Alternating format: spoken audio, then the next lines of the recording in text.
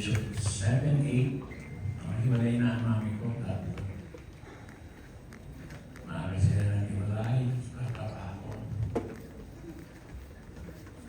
At ako, gusto ko rin iyabang sa inyo to, mas malapit po ako sa mami ko eh. Dati ko lagi nagsiselos yun, bata pa ako, lagi ko natidinig na sinasabi ng tatay ko sa akin yun, ikaw pa naman ang junior ko. Kasi lahat ko, mami ko, sobra ko lahat ang mami ko. Mami ko, pag nagluluto eh, alalay ako ng nanay ko. Naglalabas si mami, nakikilabala ka naman, nakikilabang. Kaya ako rin ang witness sa sinasabi kong naghiwalay sila. Alam niyo bakit naghiwalay?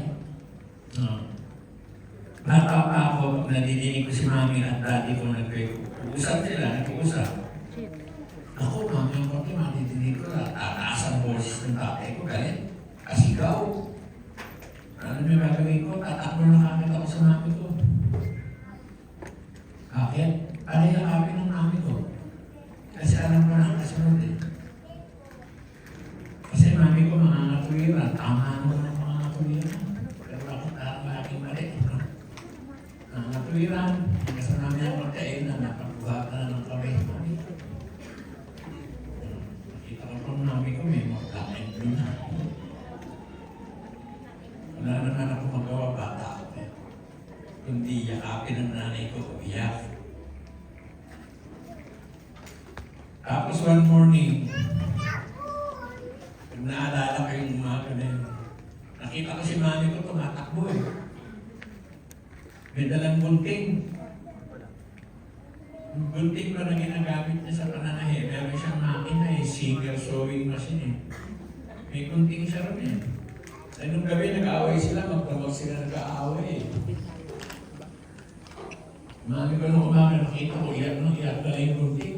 Nung hinahabol ko si mami, naisarado yung pinto. Hindi na gano'n yung pinto, mami, buksan yung pinto. Hindi siya sumasagot sa akin. Nadidinig ko lang si mami ko, iyak, mami. Natakot po ako, pero that time, eksakto, dumating ang tatay ko, pumaranda yung kotse ng tatay ko, galing sa shooting. Sabi ko, dati si mami, nagkulong sa kwarto yun, may dalang gunting. At siyempre, natakot din ang tatay ko. Takot agad ng tatay ko sa kwarto nila, pinakato niya. Sabi niya, Grace. Grace po, pangalan ni mami ko.